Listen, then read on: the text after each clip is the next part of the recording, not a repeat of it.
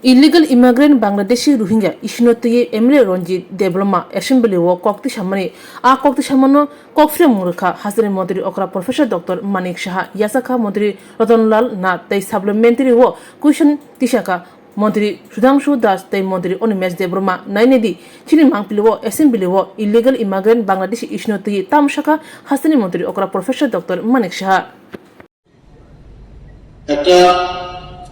উচ্চ পর্যায়ের প্রশাসনিক বৈঠকের আয়োজন সেখানে আমাদের রাজ্যের মুখ্য সচিব ছিলেন, আমাদের ডিরেক্টর জেনারেল অফ পুলিশ ছিলেন এবং অন্যান্য কেন্দ্রে এবং আমাদের অন্যান্য যে এজেন্সি তাদেরকে কিন্তু আমি ডেকেছিলাম এবং ডাকার পরে আমি ওনাদের সাথে বর্তমান কি পরিস্থিতি সেই বিষয়ে ওনাদেরকে অবগত করলাম এবং আমি কেন্দ্রের যে নির্দেশ সেটা ওনাদেরকে জানালাম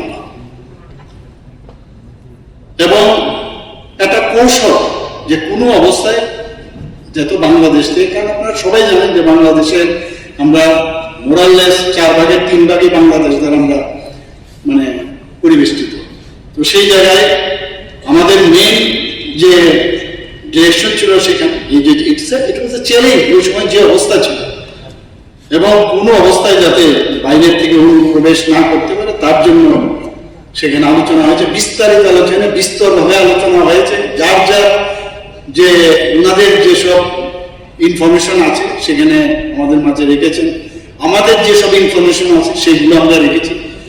তো আমি ওনাদেরকে একটা কথাই বললাম যে সবার সাথে সবার জন্য একটা কোঅপারেশন থাকে যৌথভাবে, এমন যেন না হয় হয়তো আমি জানি না, আমার পুলিশ বললো যে আমি এটা জানি না, বিএসএফ বললো আমি জানি না, একটা কোঅর্ডিনেশন ভিত্তিক যেন এই উদ্ভূত যে পরিবেশ হয়েছে ওইখানকার যে মানে অবস্থান হয়েছে তাকে মোকাবেলা করতে কোঅর্ডিনেশনের মাধ্যমে যেন করা হয়। আমরা জানি 856 কিলোমিটার আমাদের বাংলাদেশের সীমান্ত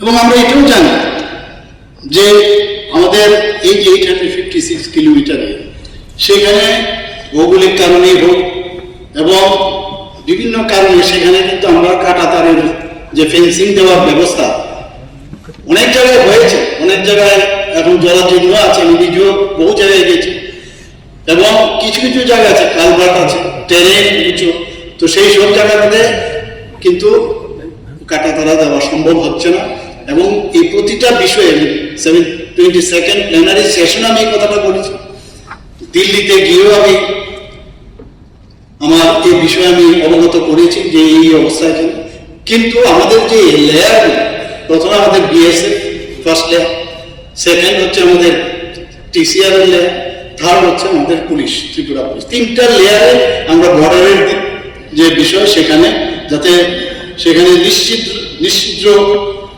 করা, আমরা জানি যে সেখানে অবৈধ অনুপ্রবেশ যাতে ঝুঁকি থাকে সেখানে না হয় তার ব্যবস্থা আমরা করেছি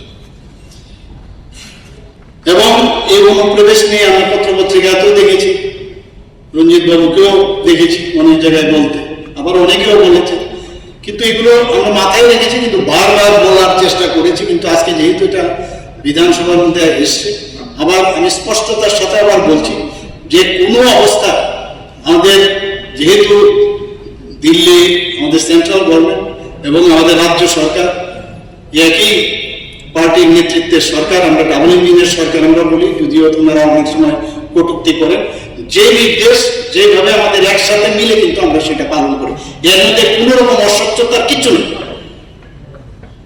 সেই জায়গায় আজকে আমাদের যে গোয়েন্দা সংস্থাগুলো আছে সেইগুলোকেও আরো বেশি আমরা স্ট্রেংথেনিং করছি যাতে বিভিন্ন জায়গায় খবর রাখে এবং এই যে সমন্বয়ের বিষয়টা বললাম সেটা কিন্তু এখন আমি এর মধ্যেও মাঝখানে এই যে পিরিয়ডটা গেল তারপরে আমি 2বার থেকে 3বার কিন্তু মিটিং করেছি, যখন আমি দেখি নিউজ পেপারে উঠেছে বা আপনারা বলছেন আমি এই বিষয়ের সাথে সাথে আমি খবর নিই যে এটা হচ্ছে আপনাদের, ওনারা আমাকে আশ্বস্ত করেছেন, ওনারা আমাকে বারবার বলছেন, ওনারা আমাকে রেকর্ড দেখিয়ে বলছেন যে ডাটা দেখিয়ে বলছেন যে না আমাদের আগে যেরকম হতে হচ্ছে আজকের থেকে অনুপ্রবেশ হচ্ছে না, অনেক দিন আগের থেকে, সেই জায়গায় ওনারা ডাটা দিয়ে আমাকে বুঝিয়েছেন যে সেই রকম ভাবে আমরা কিন্তু কাজ করছি, কোনো এদিকে চিন্তার কোনো বিষয় নেই এবং এটাকে আমরা সিরিয়াসলিও নিচ্ছি।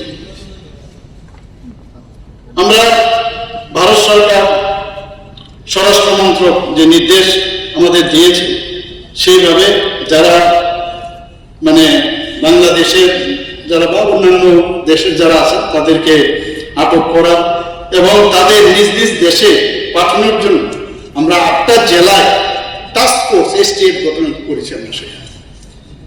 এবং এই এসটিএফ যিনি লিডার আছেন, যিনি নেতৃত্বে আছেন এডিশনাল এসপি বা ডেপুটি এসপি সমতুল্য।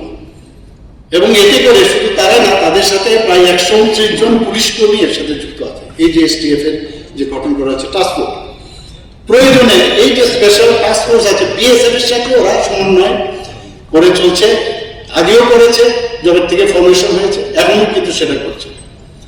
শুধু তাই না, আরেকটা আমরা এসটিএফ যেটা রাজ্য স্তরীয়, এটা তো হচ্ছে আমরা দিল্লির আমাদের সেন্ট্রাল গভর্নমেন্টের নির্দেশে আমরা করেছি। আবার আমরা রাজ্য স্তরে একটা যে স্পেশাল টাস্ক ফোর্স আমরা গঠন করেছি, সেখানে এসপি র্যাঙ্কের যিনি আছেন তাকে অফিসার করা হয়েছে, উনার নেতৃত্বে সেটা চলছে। এবং সেটার মেইন উদ্দেশ্য শুধু এটা না, খালি অনুপ্রবেশ, তাছাড়াও সন্ত্রাসী, মাদক পাচারকারী, দেশ বিরোধী শক্তি, যারা চরমপন্থী এবং যারা অপরাধে যুক্ত আছে তাদের যে কার্যকলাপ, এবং এগুলো কিন্তু বারবার আমাদের কাছে আসে, প্রতিদিনে কোন জায়গায় কি হচ্ছে সেই রিপোর্ট আমাদের কাছে আসে, এবং সেই কাজ তাদের কিন্তু সেভাবে অ্যাড্রেস করা হয়, তাদেরকে বুক করা হয়, এবং আইনের মাধ্যমে তাদেরকে যা যা করার সেটা কিন্তু করছে। আমরা এটাও জানি যারা ভুয়া ডকুমেন্ট প্রস্তুত করে অনেক জায়গায়, আমি বারবার আমি চিফ সেক্রেটারি মহোদয়কে বলেছি, আমি নিজে ভার্চুয়ালি মিটিং করেছি, ডিএমএন এসপি তাদের সাথে কথা বলেছি, অন্যান্য যারা আধিকারিক, যে কোথাও কোনো ভুয়া, আমার কাছে কয়েকটা খবর আছে, সেই খবরগুলো থাকা সত্ত্বে আমি বললাম আপনারা বলছেন কিন্তু আমার কাছে তো এই খবর আছে, এবং সেভাবে আপনারা আমাকে ফিডব্যাক দিন। এবং সেটা কিন্তু আজকেও আমি প্রতি 14 দিন পর পর যখনই আমি ডিআরএসপিদের সাথে ভার্চুয়ালি আমি মিটিং হয়, একটা ডিস্ট্রিক্ট এবং অন্যান্য অফিসার স্টেট লেভেলেও থাকেন, সেখানেও কিন্তু এই বিষয়টা আমরা খুব করে আমরা জোর দিই। এবং মেইন কথা হচ্ছে যে সীমান্ত তো সুরক্ষিত থাকতেই হবে, এবং এতে করে আমাদের ল অ্যান্ড অর্ডার আমাদের স্টেটে যাতে বজায় থাকে তার উপর আমরা জোর দিচ্ছি। শুধু তাই নয়, আমরা প্রায় দেখি যে রেল স্টেশনে কেউ আটক হয়ে যাচ্ছে। তো এইগুলো রেল স্টেশন, এয়ারপোর্ট, বাস স্ট্যান্ডে আটক হচ্ছে কেন? যেহেতু নজরদারি হচ্ছে, তবেই তো আটক হচ্ছে। এবং এতে করে আপনি বলতে পারবেন না যে ঠিক আছে খালি এটা তো টিপ অফ দ্য আইসবার্গ, এরকম না। যা যা হচ্ছে হয়তোবা এই জায়গায় না হচ্ছে, আরেক জায়গায় কিন্তু সে আটকে যাচ্ছে। তো নজরদারি আছে, এবং আমরা যাই করছি কেন্দ্রীয় সরকারের গাইডলাইন মেনে যা যা দরকার আমরা সেই কাজটা আমরা করছি। গত 3 বছর আমি স্ট্যাটিস্টিক্স আপনাদের দিচ্ছি। আমাদের মাননীয় বিধায়ক শ্রীরঞ্জিত বাবু যে বিষয়টা এসছে, আমি ওনাকে আমি ধন্যবাদ দেবো যে আজকে এই বিষয়টা এখানে এনেছেন, কারণ এটা নিয়ে আননেসারি একটা কনফিউশন হয়। গত 3 বছর অর্থাৎ 2022, 23, 24 এবং এই বছরের 31শে আগস্ট 2025 এখন পর্যন্ত অবৈধ যারা অনুপ্রবেশ করেছেন তাদের যে গ্রেপ্তার এবং আটক, তা সেই বিষয়ে আমি বছর ভিত্তিক আমি একটা পরিসংখ্যান আপনাদের সামনে দিচ্ছি। 2022-22 বাংলাদেশে 965 জন, এবং মায়ানমারের 17 জন, ফ্রান্সে 0, নাইজেরিয়ার 0, অর্থাৎ টোটাল বাংলাদেশ আর মায়ানমার মিলে 2022-এ 982 জন এসেছে।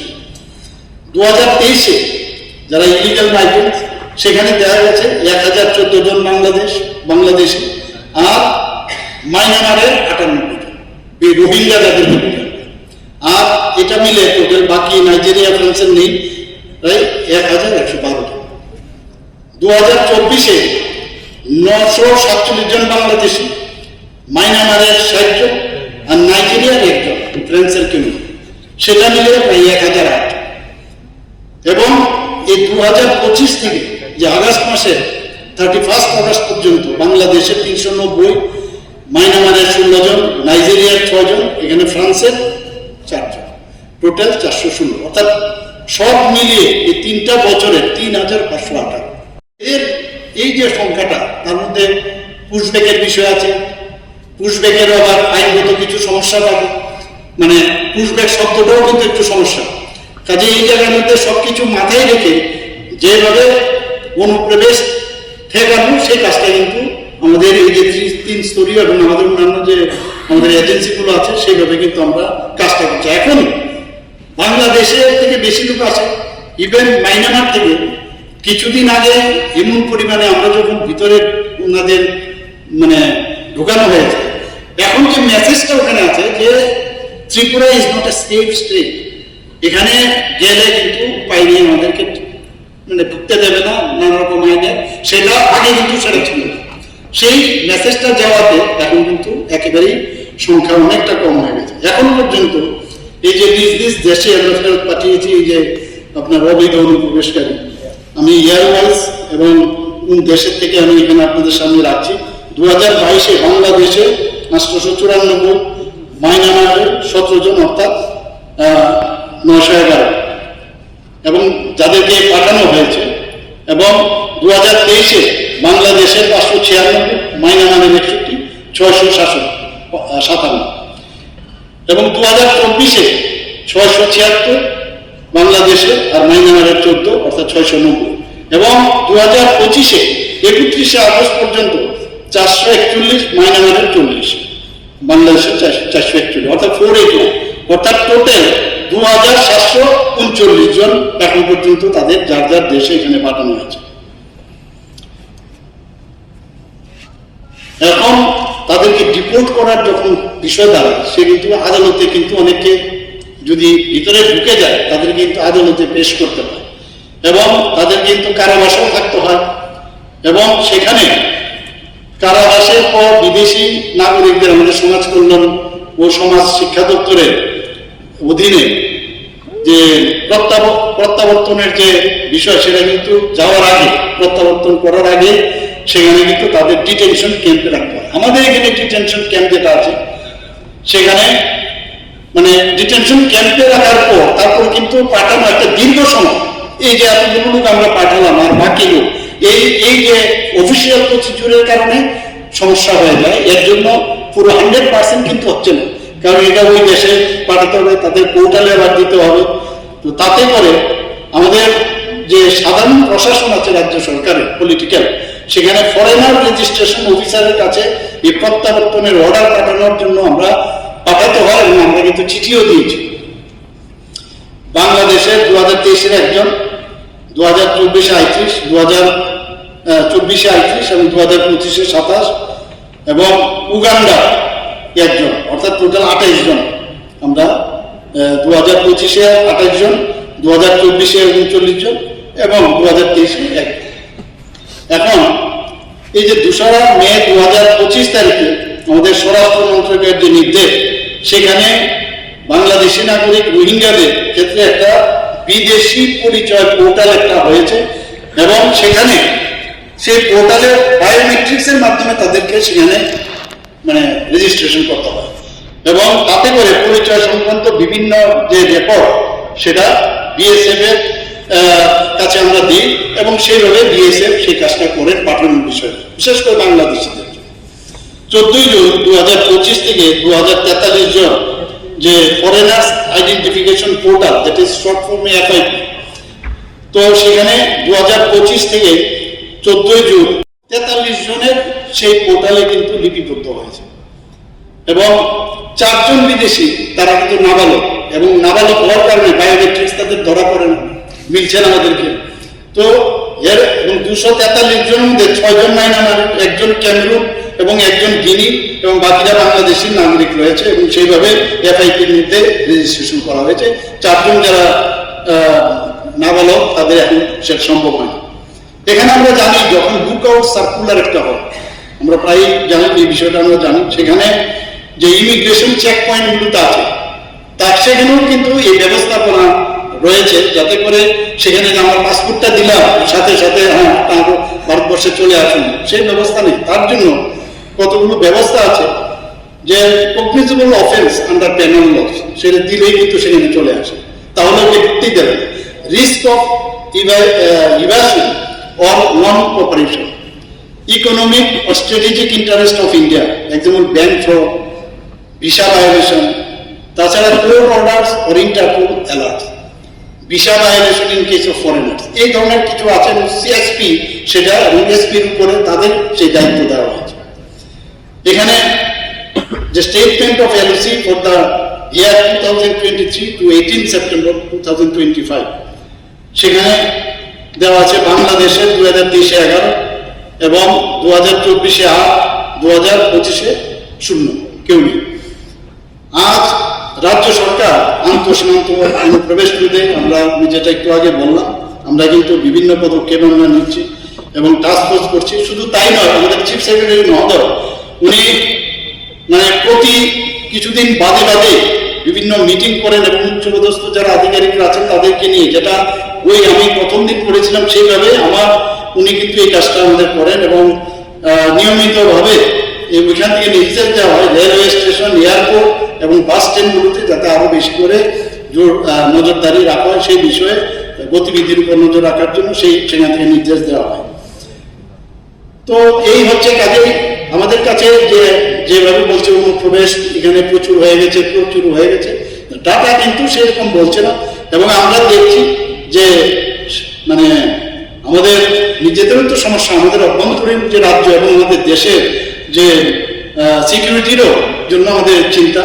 তো এই বিষয়ে আমরা কেন্দ্রীয় সরকারের সব নির্দেশ নিয়ে আমরা চলছি এবং আমাদের সরকার, আমি এই হাউসে আমি এটা বলতে চাই, অনুপ্রবেশকে আমরা প্রশ্রয় দেব না, এই ব্যাপারে কোনো রকম আপোষ আমরা করব না।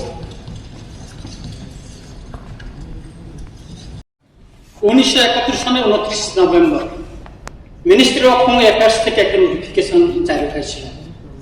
Under secretary to the government of India GL Goyal উনি সাইন করেছিলেন। ওইখানে উল্লেখ রয়েছে যে 1971 সনে 25 মার্চের পর যারা আসছেন তাদেরকে চিহ্নিত করে বহিষ্কার করার জন্য। তারপরে 1975 সনে মোবাইল টাস্ক ফোর্স গঠন করা হয়েছে, আজকেও আমাদের সরকারি ওয়েবসাইটে রয়েছে। তার কাজ হচ্ছে বেআইনি অনুপ্রবেশকারীকে চিহ্নিত করে তাদের দেশে ফেরত পাঠানো। তখন থেকে যদি এই নির্দেশনাটা যদি মানা হইত, কার্যকরী হইত ত্রিপুরা বা দেশে, বেআইনি অনুপ্রবেশ নিয়ে আজকে আমাদেরকে ইয়া হজে কথা বলতে হতো। তারপরেও 2012 সালে কেন্দ্রীয় সরকার থেকে একটা নোটিশ এসেছে ত্রিপুরায়। 2017-তেও নোটিশ এসেছে এখানে, আমার কাছে কপি আছে। 2017-তেও এটা government ministry of home affairs থেকে এসেছে 8 আগস্ট 2017। এই বেআইনি অনুপ্রবেশকারী সম্পর্কে তাদেরকে চিহ্নিত করে তাদের দেশে ফেরত পাঠানোর জন্য। Dilip Kumar, joint secretary to the government of India, একটা কপি আছে এখানে। ত্রিপুরার প্রিন্সিপাল সেক্রেটারিকেও পাঠানো হয়েছে। তারপর 2021-এও এখানে নোটিফিকেশন হয়েছে। তারপর 2025-এ 19 মে একটা নোটিফিকেশন হয়েছে, ডাইরেক্টিভ। ওইখানে কি ভাবে 1 মাসের একটা টাইম বাইন্ডিং করে দেওয়া হয়েছে, বেআইনি অনুপ্রবেশকারী চিহ্নিত করে তাদের দেশে ফেরত পাঠানো এবং সেখানে detention camp, special task force গঠন করার জন্য প্রতিটি ডিস্ট্রিক্টে বলা হয়েছে। কিন্তু এটা ত্রিপুরায় যে কার্যকরী হয়েছে আমাদের শিক্ষা পড়েনি, খুবই দুর্ভাগ্যজনক। আমি কেন্দ্রীয় স্বরাষ্ট্রমন্ত্রীকে চিঠি লিখেছি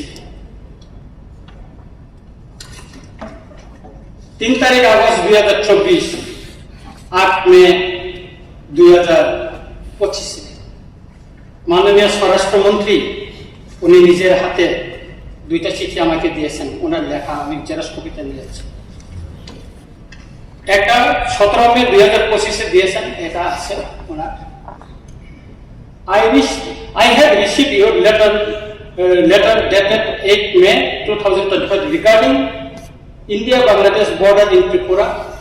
আর একটা আছে 5 June 2025, I have received your letter date 22 May 2020 regarding illegal migrant of Bangladesh and Myanmar. মাননীয় মুখ্যমন্ত্রী মহোদয়, ত্রিপুরার 3টি লেয়ারের সিকিউরিটির কথা বলেছেন। আজকে যখন আমি সকালে পত্রিকা দেখি আমাদের ত্রিপুরায় দৈনন্দিন যে পত্রিকায়, এখানে একটা নিউজ আছে রাষ্ট্রীয় কণ্ঠে, হেডলাইন চাম্পা হাওড়ের সীমাতে 7 বাংলাদেশি আটক। আমাদের দেশের প্রধানমন্ত্রী আসার 2 দিন আগে উদয়পুরে 5 জন বাংলাদেশি ধরা পড়েছে। তারপর আরো 2 জন ধরা পড়েছে আগরতলা ওয়েস্ট ডিস্ট্রিক্টের আন্ডারে। পত্রিকায় খবর বেরিয়েছে, আমি নিয়ে আসি। এভাবে বিভিন্ন তথ্য আমাদের দৈনন্দিন আমরা দেখতে পাই। আমাদের যদি বেআইন অনুপ্রবেশের সঙ্গে যদি কম্প্রোমাইজ না করি, তাহলে এবার এত আমাদের তার কাটা বিএসএফ থাকার পরেও কিভাবে আমাদের দেশে এই বেআইন অনুপ্রবেশ হচ্ছে? শুধু বাংলাদেশে না, নাইজেরিয়ান বিলুনিয়াতে ধরা পড়ছে, আমবাসাতে মায়ানমারে কুকিরা ধরা পড়ছে।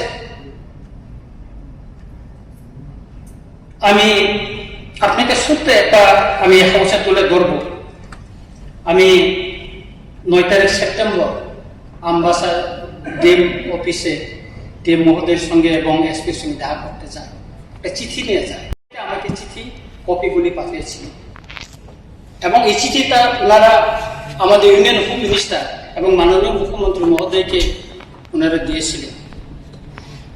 এটা ব্যাপারে আমাদের আমবাসা সাব ডিভিশন থেকে এটা সামনের দিকে এটা একটা তহসিলে এটা ইনকোয়ারি হয়েছিল।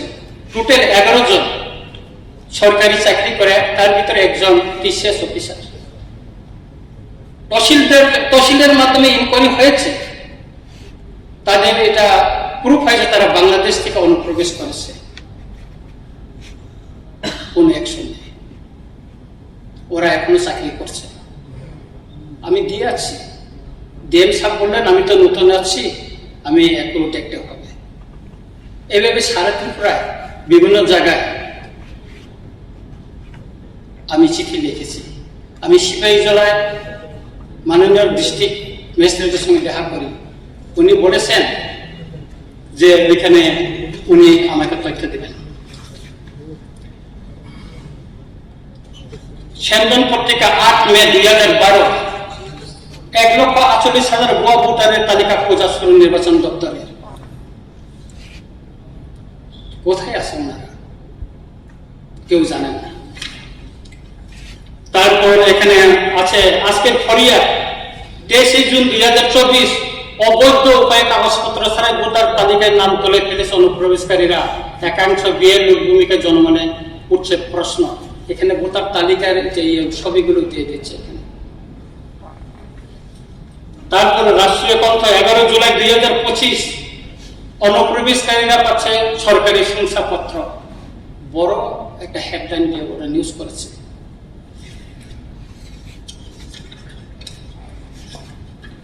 তারপরে আমি তুলে ধরছি আপনাদের কাছে 25 এপ্রিল 2025, রাষ্ট্রীয় কণ্ঠ, দ্বৈত নাগরিকদের সুযোগ নিয়ে সরকারি সুফল ভোগ করছে বাংলাদেশিরা। 5 জুলাই 2024, রাজ্যের ভুয়া আধারকারীর সংখ্যা বাড়ছে কেন্দ্রের নির্দেশ সিঙ্গরে। খোয়াইয়ের গেস্ট হাউস অনুপ্রবেশকারী আড্ডা উৎসব। 29 জুন 2025, সেনজন পত্রিকা।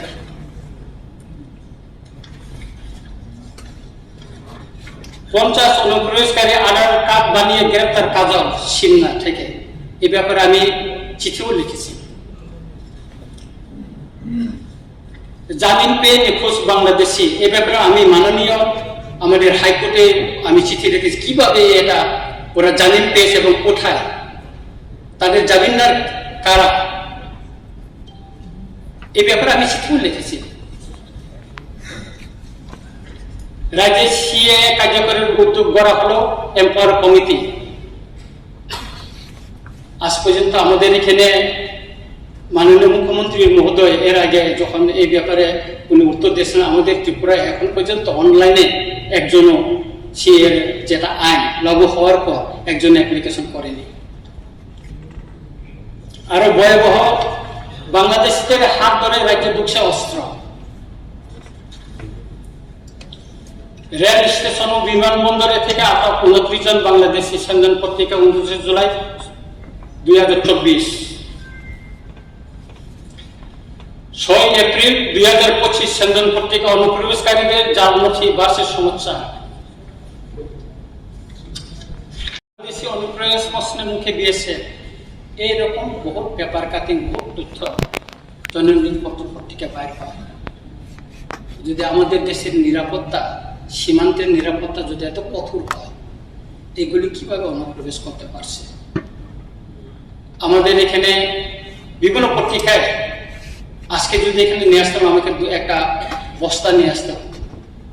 400 টাকায় আমাদের এখানে আধার কার্ড পাওয়া যায়, 1500 টাকায় আধার কার্ড পাওয়া যায় দালালদের মাধ্যমে। যারা অনুপ্রবেশ করছে পুলিশের চোখে যারা ধরা পড়ছে, গতকাল যে চাম্পা হাওড়ে ধরা পড়েছে, এটা পুলিশ ধরেনি, পাবলিক পুলিশকে খবর দিয়ে ধরিয়ে দিয়েছে। পাবলিক, এটা টিপ্রাসা না, বাঙালি অংশের মানুষে তাদের অনুপ্রবেশ দেখে তাদের ধরিয়ে দিয়েছে। আমি খবর নিয়েছি, যখন এটা ইউটিউবে নিউজ আসলো আমি ফোন করলাম সেখানে সাংবাদিকদেরকে। আমাদের এত তার কথা BSF, police, special task force থাকার পরেও কিভাবে আমাদের এখানে অনুপ্রবেশ হচ্ছে, সেটাই আসল প্রশ্ন। যারা ধরা পড়ছে তারা তো ধরা পড়ছে পুলিশের সামনে, কিন্তু যারা ধরা পড়ছে না তা তো ত্রিপুরাকে করিডোর করে দেশের বিভিন্ন প্রান্তে চলে যাচ্ছে। হুমকি হয়ে দাঁড়াচ্ছে আমাদের দেশের নিরাপত্তা। 19 মে 2025 মিনিস্ট্রি অফ হোম অ্যাফেয়ার্স থেকে যে নোটিফিকেশন বাইর হওয়ার পর আমরা দেখেছি আমাদের উত্তর পূর্বাঞ্চলের রাজ্য আসামে বেআইনি অনুপ্রবেশকারীদের বিরুদ্ধে সেখানকার মুখ্যমন্ত্রী ডাঙ্গরিয়া হিমন্ত বিশ্বজি কি স্টেপ নিয়েছেন। কিন্তু আমাদের ত্রিপুরায় সেরকম তো কোন স্টেপ নেওয়া হয়নি। আমাদের এখানে প্রচুর খাস জমিতে বস্তি করে আছে। আমার প্রতিটা চিঠিতে আমি তথ্য দিয়েছি, স্পেসিফিক নাম দিয়েছি, অমুক ডিস্ট্রিক্টে, অমুক সাব ডিভিশন, অমুক ব্লকে, অমুক ভিলেজে, অমুক গ্রামে আছে। আপনি ডিস্ট্রিক্ট ম্যাজিস্ট্রেটগুলোকে জিজ্ঞেস করুন। মাননীয় আমাদের চিফ সেক্রেটারিকে আমি দিয়েছি, রাজ্যপালকেও দিয়েছি, মাননীয় মুখ্যমন্ত্রীর কাছে আছে তথ্য। 1 সপ্তাহ হয়নি, আমি দিয়েছি। যদি আপনি চান আমি তথ্য দিতে পারি, আমার কাছে আছে। দিল্লিতে হয়েছে অপারেশন, গুজরাটে হয়েছে, মহারাষ্ট্রে হয়েছে, হরিয়ানায় হয়েছে। গুজরাটের অনুপ্রবেশকারীদের বিমানে করে এনে ত্রিপুরার বর্ডারে পুশব্যাক করা হয়েছে। আমি যখন বিএসএফ এর এখানে আইজির সঙ্গে দেখা করি, তাদের মাধ্যমে আমি এই তথ্য জানতে পারি। আমি আসাম রাইফেলের সঙ্গে দেখা করেছি। আমাদের এখানে মাননীয় মুখ্যমন্ত্রী বলেছে না স্পেশাল টাস্ক ফোর্স গঠন করছে, ভালো কথা, কিন্তু তাদের হেডকোয়ার্টার কোথায়, তাদের কতজন, তাদের মোট কতজন, তাদের এই যে স্পেশাল টাস্ক ফোর্স কতজনকে নিয়ে সেখানে সিভিল প্রশাসনে কাকে নিযুক্ত করা হয়েছে, সেখানে আসাম রাইফেল বিএসএফ কেন সেখানে তাদের সঙ্গে সংযুক্ত করা হলো না, তার কোন ক্লারিফিকেশন নেই। আমি এই ব্যাপারে মাননীয় মুখ্যমন্ত্রী মহোদয়কে আমি চিঠি লিখেছিলাম, প্রাপ্তি স্বীকারও আমার কাছে আছে, কিন্তু আমি উত্তরটা পাইনি। কারণ দেশের নিরাপত্তা এবং সার্বভৌমত্বের প্রশ্নে এগুলি আমি তথ্যটা তুলে ধরেছি, কারণ আমি জনপ্রতিনিধি এবং দায়িত্ব নিয়ে এই কাজটা আমি করি। শুধু এই সমস্ত তথ্য যদি আমরা এখানে, এটা শেষ হবে না। আমি বলবো যে আমাদের এখানে বিভিন্ন সময় বিভিন্ন সশস্ত্র গোষ্ঠীর সঙ্গে শান্তি চুক্তি হয়েছে, তেমনি 1993 সনে এটি টেপ রোলিং ডেভেলপমেন্ট গোষ্ঠীর সঙ্গে একটা শান্তি চুক্তি হয়েছিল রাজ্য সরকার এবং এটি টেপের মধ্যে। সেখানে 2E তে লেখা আছে ইনারল্যান্ড পারমিট চালু করার জন্য। আমি প্রশ্ন দিয়েছিলাম এই পবিত্র ইয়েতে বিধানসভায়, সেটা ডিসঅ্যালাউ হয়ে গেছে। যদি ত্রিপুরায় যদি অনুপ্রবেশটা যদি আমাদের বন্ধ করতে হয়, তাহলে ইনারল্যান্ড পারমিট যদি চালু হয়, এই অনুপ্রবেশ দিলে আমাদের ত্রিপুরায় আমাদের দেশের বিভিন্ন অংশ থেকে হোক, বাংলাদেশে তো মায়ানমার থেকে তার একটা রেকর্ড থাকবে এবং আমাদের রিভিনিউ পাওয়া যেত। আমাদের ত্রিপুরায় যারা আছেন, আপনারা মিজোরামে যান, মণিপুরে যান। আমি কিছুদিন আগে মণিপুরে গিয়েছি, সেখানে এয়ারপোর্টে একটা ব্যবস্থা আছে, বইয়ের কোন কারণে আপনাকে এয়ারপোর্ট থেকে একটা পাস নিয়ে যেতে হবে 20 টাকা দিয়ে, এটা রেভিনিউতে জমা হয়। আর আমাদের এখানে যদি ইনারল্যান্ড পারমিটের কথা বলি, এটা মনে হয় বাঙালি বিরোধী, এটা কি বা একটা বড় আইন, একটা বাঙালি বিরোধী, এটা শেষ হয়ে ঢুকতে পারবে না, এটি সে না, এমন না। এটা ইনারল্যান্ড পারমিট নাগাল্যান্ডও আছে, অরুণাচলে আছে, মিজোরামে আছে। আমি গিয়েছি তো সেখানে, ওই কিছু তো হয়নি, যারা নির্বাচিত তাদের জন্য তো হয় না। হ্যাঁ, না, এটা ইনারল্যান্ড হলো আমি পার্টিকুলার এরিয়াতে গেলে পাবি অনুপ্রবেশ, মানে ত্রিপুরাতে যেতে অনুপ্রবেশ বেআইনি অনুপ্রবেশ, এটা রিলেটেড। ইনারল্যান্ড পারমিটের সাথে অনুপ্রবেশের কোনো লিঙ্ক নাই। ওই জায়গা এতক্ষণ পর্যন্ত যেটা বলেছেন ঠিক আছে, না স্যার, আর এখন 1971 তো বড় থেকে গেছে। এই যে 1971, 1974, 1975 যতগুলি বলে, ইনারল্যান্ডের সাথে কিন্তু এটা লিঙ্ক নাই। এটার জন্য আলাদা প্রশ্ন করলে ডিপার্টমেন্ট থেকে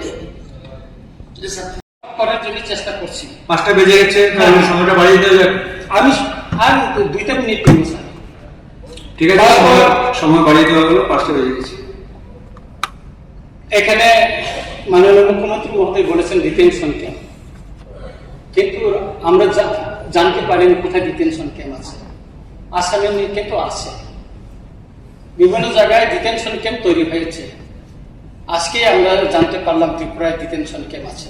আর 8টা ডিস্ট্রিক্টে স্পেশাল টাস্ক ফোর্স গঠন করা হয়েছে বলে আজকে আমরা জানতে পারলাম। তাই আমি অনুরোধ করব, যেগুলি ত্রিপুরায় এখনো বিভিন্ন প্রান্তে বস্তিগুলি বানিয়ে রয়েছে, ইভেন এডিসি এলাকায়, সেখানেও আমরা সংখ্যালঘু হয়ে যাওয়ার সম্ভাবনা দেখা দিয়েছে। একটা জনগোষ্ঠী লার্জেস্ট, যেটা সেকেন্ড মেজরিটি রিয়াং কমিউনিটি, এটা 3rd পজিশনে চলে যাবে হয়তো জনগণনায় আসলে। সুতরাং আমি বলবো, আমি মাননীয় মুখ্যমন্ত্রী মহোদয়কে বলবো 8টা ডিস্ট্রিক্টে যেন ডিটেনশন ক্যাম্প করা হয়। Special task force, BSF, Assam rifle এবং সিভিল প্রশাসনকে যুক্ত করে যেটা যেন করা হয়। অ্যাডমিনিস্ট্রেটিভ অপারেশন, এটা যেন স্পেশাল টাস্ক ফোর্স গঠন করার পর যেন বিভিন্ন জায়গায়, যেটা সরকারি খাস জমিতে, ফরেস্ট ল্যান্ডে যারা বস্তি করে আছে, যারা ফেক ডকুমেন্টস দিয়ে, যারা আধার কার্ড, রেশন কার্ড, বিভিন্ন সরকারি শংসাপত্র যারা করে নিয়েছে, সেটা ভেরিফিকেশন করা হোক। এবং সীমান্ত এলাকা থেকে আসা যে সমস্ত রাস্তা, সেখানে একটা চেকপোস্ট বসানোর জন্য একটা চেকপোস্ট যেন বসানো হয়। এবং তৃতীয় এডিসি এলাকায় যেখানে সিএএ লাগু হয় না, সেখানে যেন অপারেশন করা হয়। সেখানে তো বিত্তীয় বছর স্পষ্টই আছে, এখানে 1971 25 মার্চ। সুতরাং সেখানে যেন অপারেশন শুরু করা হয়। আর আজ পর্যন্ত আমাদেরকে একটা বুঝতে হবে, রিফিউজি এবং ইলিগাল মাইগ্রেন্ট শব্দ দুইটা কিন্তু আলাদা। ত্রিপুরায় সরকারি তথ্য মতে সম্ভবত এখানে কোনো রিফিউজি নেই, কিন্তু ইলিগাল মাইগ্রেন্ট ত্রিপুরায় আছে। তার প্রমাণ ত্রিপুরার জনসংখ্যা বৃদ্ধি। তাই অনুরোধ করব, যা দেশের নিরাপত্তা সার্বভৌমত্বের হুমকির মুখে এই বেআইনি অনুপ্রবেশকারী বিরুদ্ধে আরো কঠোর থেকে কঠোর আমাদেরকে ব্যবস্থা নিতে হবে, এটুকু জানিয়ে আবার মাননীয় চেয়ারম্যান। এই আলোচনার মধ্যে আমাদের সরকারি পর্যায়ে, এটা কিন্তু শুধু রাজ্যের বিষয় না, কিন্তু এটা আমাদের দেশের বিষয়, এবং আমাদের এমএচএর থেকে আরম্ভ করে সব জায়গায় কিন্তু এই বিষয়ে একই দিশে আমরা কাজ করছি, আমরাও কিন্তু সেইভাবে কাজ করছি। আমি চেষ্টা করেছি আমার মানে বিষয়টা আপনাদের সামনে রাখার, আপনার সামনে রাখার। আপনি আপনার কথা বলেছেন, ঠিক আছে, এটা আপনার বিভিন্ন পত্রপত্রিকায় যেগুলো উঠে, আমি বারবার বলছি প্রতি 14 ডেজ অন্তর অন্তর আমি এই পেপার কাটিং গুলো আমি সমস্ত ডিএম এবং এসপিদের আমি পাঠাই, এবং 14 দিন পর পর আমি ভার্চুয়াল কনফারেন্স আমি ওনাদের সাথে কথা বলি। এই যে নিউজটা এলো, এটা এরকম না হঠাৎ করে যে এই নিউজটা এলো এটার উত্তরটা দাও, আগেই পাঠিয়ে দিই বিফোর হ্যান্ড। তারা সে ব্যাপারে অনেক সময় বলে, তারা এনকোয়ারি আগেই করে নেওয়ার পর অনেক সময় বলে হ্যাঁ ঠিকই আছে, আমরা এই মুখে অ্যারেস্ট করি। অনেক সময় বলে যে না এটা ঠিক না, তাহলে করিমের নাম দিয়েছেন কিনা। তো হ্যাঁ, করিমের নাম দিয়েছে, আগে এই ব্যবস্থাই ছিল না। তো নিউজ পেপারে করিমের নাম ওনারা দেন, এবং আমি এটাও বলেছি করিমের নাম দেওয়ার পর করিমের নাম ছেপেছে কিনা সেটাও আমাকে জানাতে হবে নাকি।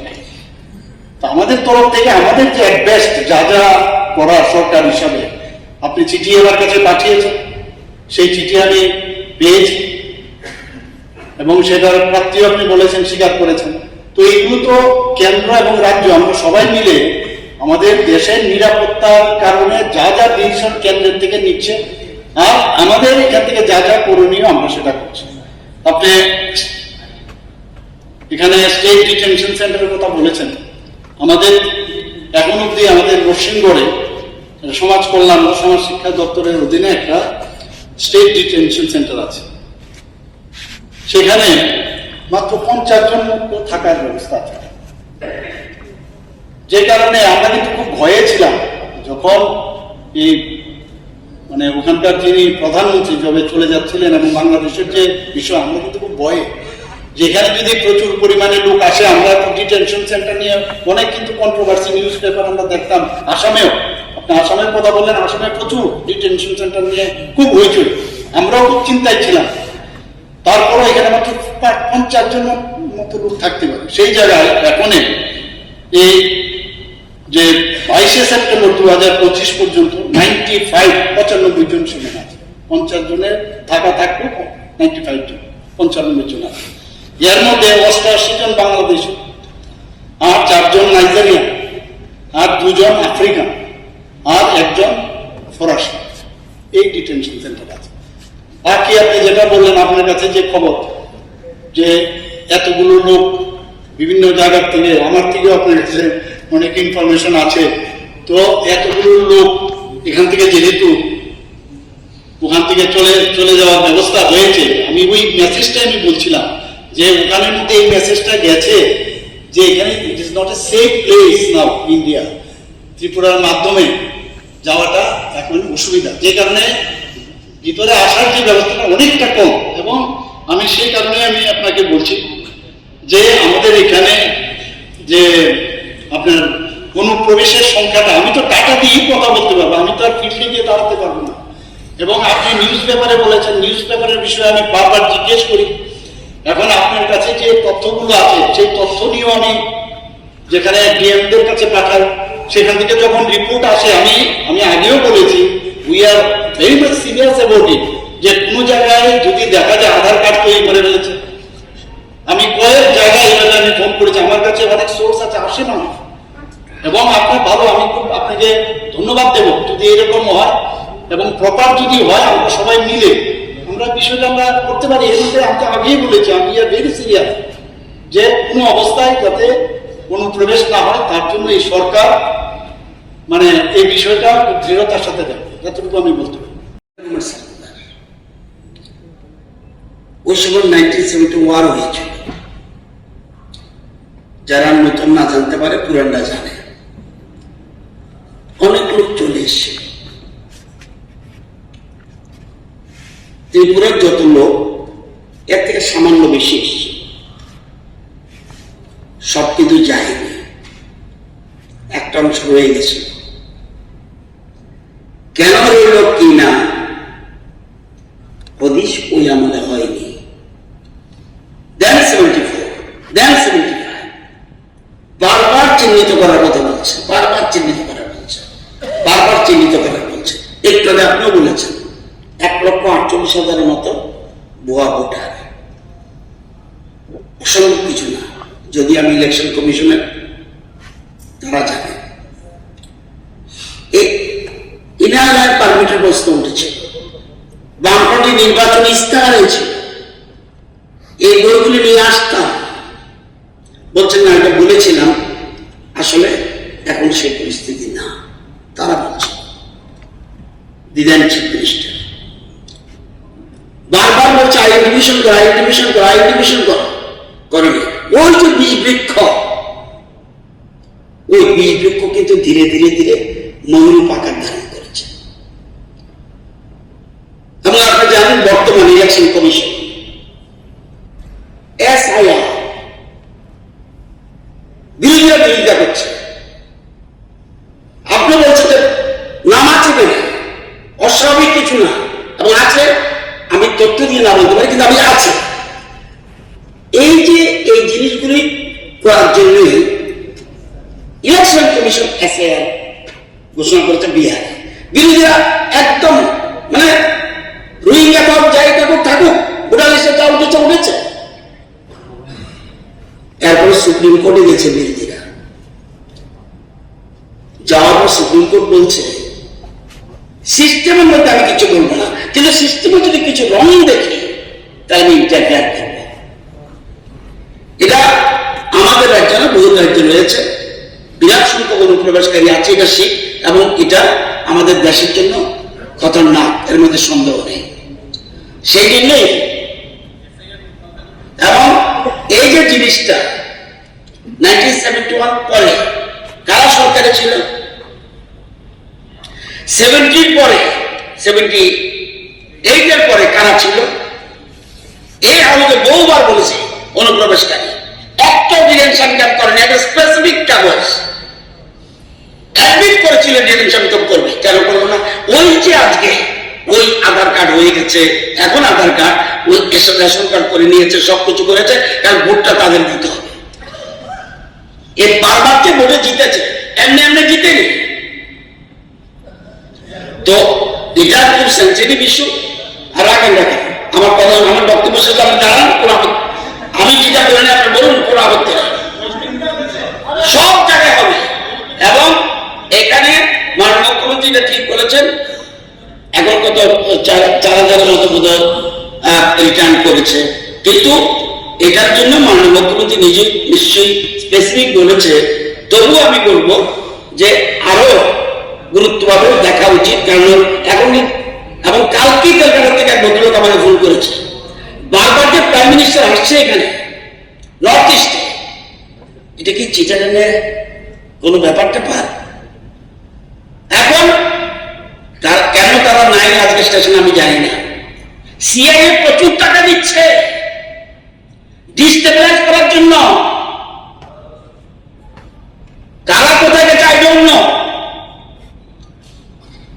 সারা দেশ এই প্রশ্ন উঠছে, প্রচুর টাকা দেবে, কারণ এখন অর্থনীতিতে এমন জায়গায় চলে গেছে ইন্ডিয়া, এবং জিএসটি একটু করে বলবে ওরা, এই জায়গায় রয়েছে, কিন্তু চিহ্নিত করা দরকার। এবং রাজ্য সরকার বলছে এখানে স্পেসিফিক, মুখ্যমন্ত্রী এরকম দৃঢ়স্বরে, আগত মানিক সরকার ছিল, দৃঢ়স্বরে কখনোদিন বলেনি, অনির্বাণবাবু এই হাউসে ছিলেন, কোনোদিন বলেনি, বলছে এই যে তথ্য দিয়েছেন এটা মাননীয় সদস্য বলেছে, এটাকে কড়াভাবে মোকাবেলা করা উচিত, কারণ নতুবা আমাদের রাজ্য এবং সাথে সাথে দেশ বিপন্ন হবে। এটা আমি আপনাদের অবগতির জন্য জানালাম।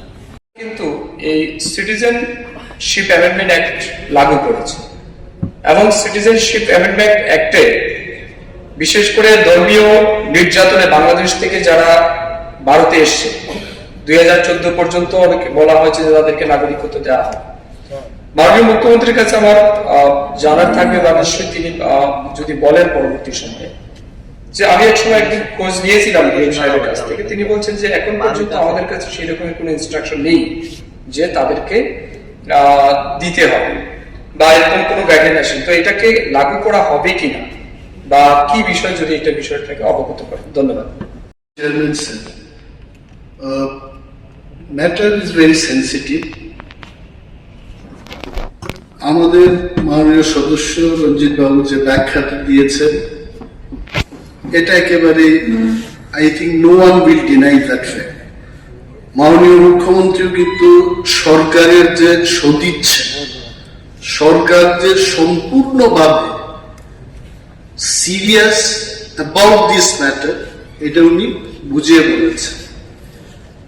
কিন্তু রঞ্জিত বাবুর আলোচনায় একটা জিনিস খুব স্পষ্ট, আমি এই হাউসে বসে এটা শুনলাম, যে refugee and illegal migrant, this are two different issues.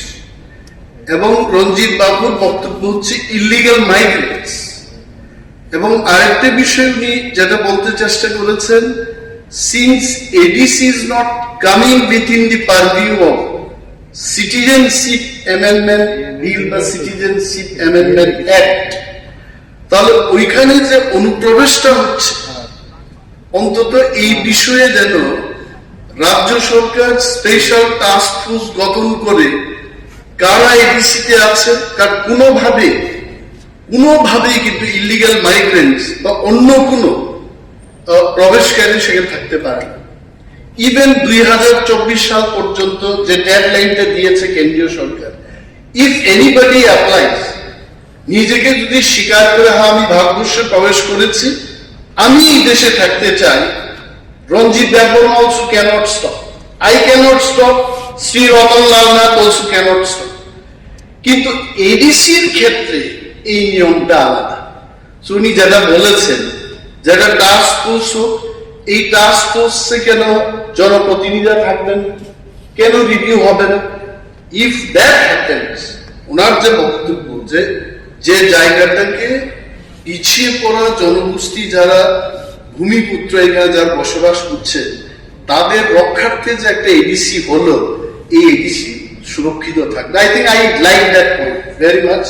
এবং মাননীয় মুখ্যমন্ত্রী নিশ্চয়ই দেখবেন যে এই টাস্ক ফোর্সকে কিভাবে সংশোধন করে জনপ্রতিনিধিরা কিভাবে সেখানে অংশগ্রহণ করতে পারে, এটাই ছিল স্ট্রেংথেন করা, এটাই ছিল কিন্তু ওনার আজকের হাউস। এটা অনেকের কাছে মনে হতে পারে রঞ্জিত বাবু এটি কি বলছেন। রঞ্জিত বাবু যেটা বলছেন এটি কিন্তু আজকে ফরিয়াদ বলেছে, রঞ্জিত বাবু যেটা বলেছেন সেন্দন পত্রিকা অলরেডি বলে দিয়েছে। তো ওইটাকেই রঞ্জিত বাবু সমস্ত তথ্য এনে কিন্তু এই ঘটনাটা এখানে উত্থাপন করেছে। I am sure Honorable CM will definitely look into this matter.